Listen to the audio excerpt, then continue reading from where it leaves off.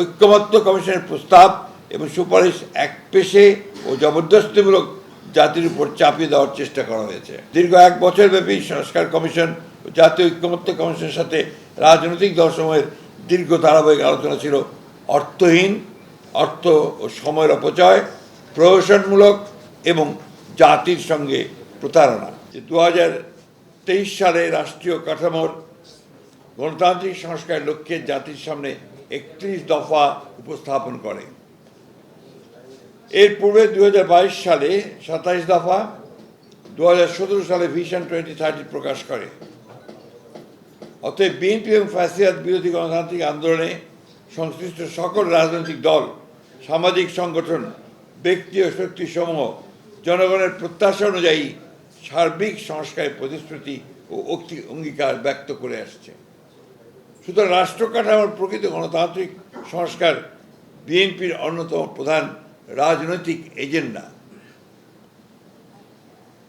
গণঅভ্যুত্থান পরবর্তীতে বর্তমান অন্তর্বর্তীকালীন সরকার কর্তৃক ঘোষিত ও গঠিত সংস্কার কমিশনগুলোকে আমরা স্বাগত জানিয়েছি। সংস্কার কমিশনগুলোর কাছে আমরা সংবিধান, বিচার বিভাগ, নির্বাচনী ব্যবস্থা সংস্কার, প্রশাসন, দুর্নীতি দমন কমিশন ও পুলিশ প্রশাসন সংক্রান্ত বিষয়ে আমাদের দলের পক্ষ থেকে বিস্তারিত মতামত প্রদান করেছি। অন্যান্য রাজনৈতিক দলসমূহ তাদের মতামত প্রদান করেছেন।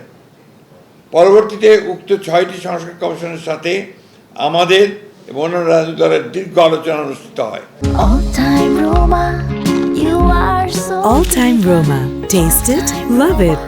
উক্ত 6টি সংস্কার কমিশন কর্তৃক প্রণীত সংস্কার প্রস্তাবগুলোর ওপরই দফাভিত্তিক আলাপ আলোচনা অনুষ্ঠিত হয়েছিল। সেই সমস্ত আলাপ আলোচনার ফলস্বরূপ প্রণীত রিপোর্টের উপর ভিত্তি করেই জাতীয় ঐক্যমত্য কমিশন গঠিত হয়, যার সভাপতি মাননীয় প্রধান উপদেষ্টা। জাতীয় ঐক্যমত্য কমিশনের সাথে রাজনৈতিক দলসমূহের প্রথম বৈঠকে মাননীয় প্রধান উপদেষ্টা বলেছিলেন যে সমস্ত বিষয়ে রাজনৈতিক দলসমূহের সাথে ঐকমত্য প্রতিষ্ঠিত হবে, সেই বিষয়গুলো অন্তর্ভুক্ত করে একটি জাতীয় সনদ প্রণীত ও স্বাক্ষরিত হবে। পরবর্তীতে নির্বাচিত জাতীয় সংসদ সেই সনদের বিষয়গুলো বাস্তবায়ন করবে। জাতির উদ্দেশ্যে দেওয়া বিভিন্ন ভাষণ তার এই বক্তব্য সুস্পষ্টভাবে পুনর্ব্যক্ত করেছেন। জুলাই ঘোষণাপত্র এই বক্তব্য উদ্ধৃত হয়েছে। জাতীয় ঐক্যমত্য কমিশনের দীর্ঘ ধারাবাহিক আলোচনায় কিছু কিছু বিষয়ে কিছু রাজনৈতিক দলের ভিন্ন মত, নোট অফ ডিসেন্ট সহকারে ঐকমত্য হয়েছে। জুলাই জাতীয় সনদ 2025 যেভাবে প্রণীত হয়েছে তাতে নোট অফ ডিসেন্টের এই অংশ বক্তব্য স্পষ্ট উল্লেখ আছে যে ভিন্ন মত, নোট অফ ডিসেন্ট প্রদানকারী কোনো রাজনৈতিক দল বা জোট তাদের নির্বাচনী ইশতেহারে উল্লেখপূর্বক যদি জনগণের ম্যান্ডেট লাভ করে তাহলে তারা সে মতে ব্যবস্থা গ্রহণ করতে পারবে। এখানে উল্লেখ্য যে জাতীয় ঐক্যমত্য কমিশনের সকল অনুষ্ঠান বিটিভি সহ অন্যান্য ইলেকট্রনিক মিডিয়ায় সম্প্রচারিত হয়েছে, যা সমস্ত জাতি প্রত্যক্ষ করেছে। অতঃপর গত 17 অক্টোবর জাতীয় সংসদের দক্ষিণ প্লাজায় এক ঐতিহাসিক অনুষ্ঠানের মধ্য দিয়ে আমরা কেবলমাত্র আলোচনার মাধ্যমে প্রণীত সনদের অঙ্গীকারনামায় স্বাক্ষর করেছি, কিন্তু উক্ত দিন জুলাই সনদের চূড়ান্ত কপি আমাদের সামনে উপস্থাপন করা হয়নি।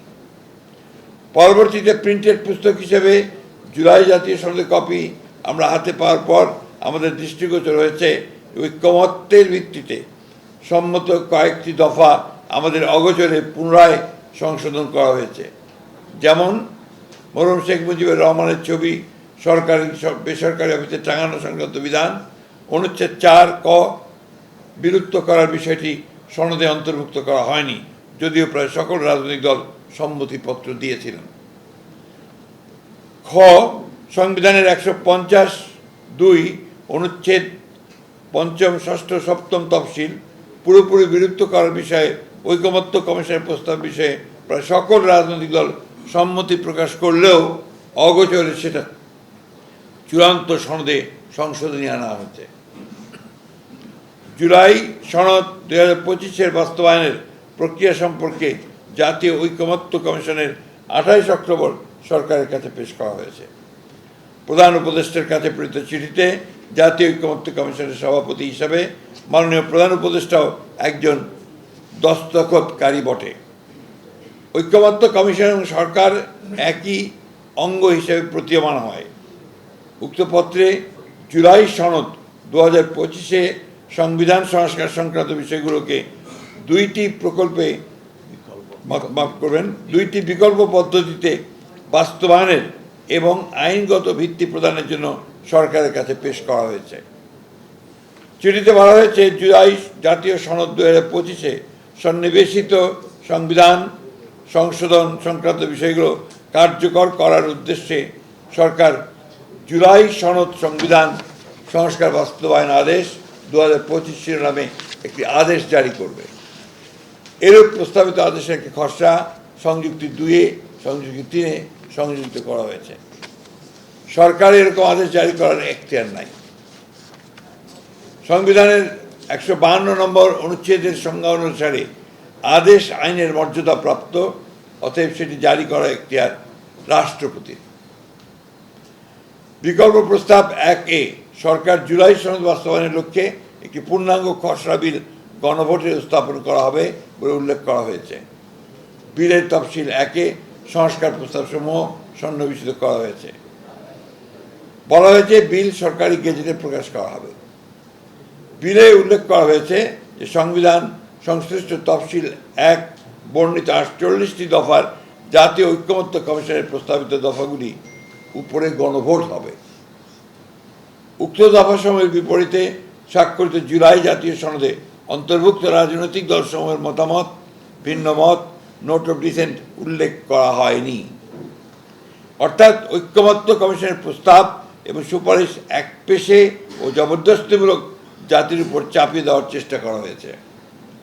তাহলে এটাই প্রতীয়মান হয় যে দীর্ঘ 1 বছরব্যাপী সংস্কার কমিশন ও জাতীয় ঐকমত্য কমিশনের সাথে রাজনৈতিক দলসমূহের দীর্ঘ ধারাবাহিক আলোচনা ছিল অর্থহীন, অর্থ ও সময়ের অপচয়, প্রহসনমূলক এবং জাতির সঙ্গে প্রতারণা। গণতন্ত্রের রাজনৈতিক দলগুলোর ভিন্নমত থাকবে, এটাই স্বাভাবিক। সে কারণে সংলাপের প্রয়োজন দেখা দিয়েছিল। কিন্তু ঐকমত্য কমিশন ভিন্নমত পোষণে রাজনৈতিক দলগুলোর গণতান্ত্রিক অধিকারকে আমলেই নেয়নি। উক্ত বাস্তবায়ন আদেশে বলা হয়েছে, জাতীয় সংসদের সাধারণ নির্বাচনে নির্বাচিত প্রতিনিধিগণের সমন্বয়ে জাতীয় সংসদ গঠিত হওয়ার পাশাপাশি একই সঙ্গে একটি সংবিধান সংস্কার পরিষদ গঠিত হবে এবং তারা আলাদাভাবে সংসদ সদস্য এবং সংবিধান সংস্কার পরিষদ সদস্য হিসেবে শপথ নেবেন। অর্থাৎ নির্বাচিত জাতীয় সংসদটি একই সঙ্গে সংবিধান সংস্কার পরিষদ হিসাবে অভিহিত হবে। প্রশ্ন হলো, নির্বাচন কমিশন সাংবিধানিকভাবে জাতীয় সংসদ এবং রাষ্ট্রপতি নির্বাচনের জন্য ক্ষমতা প্রাপ্ত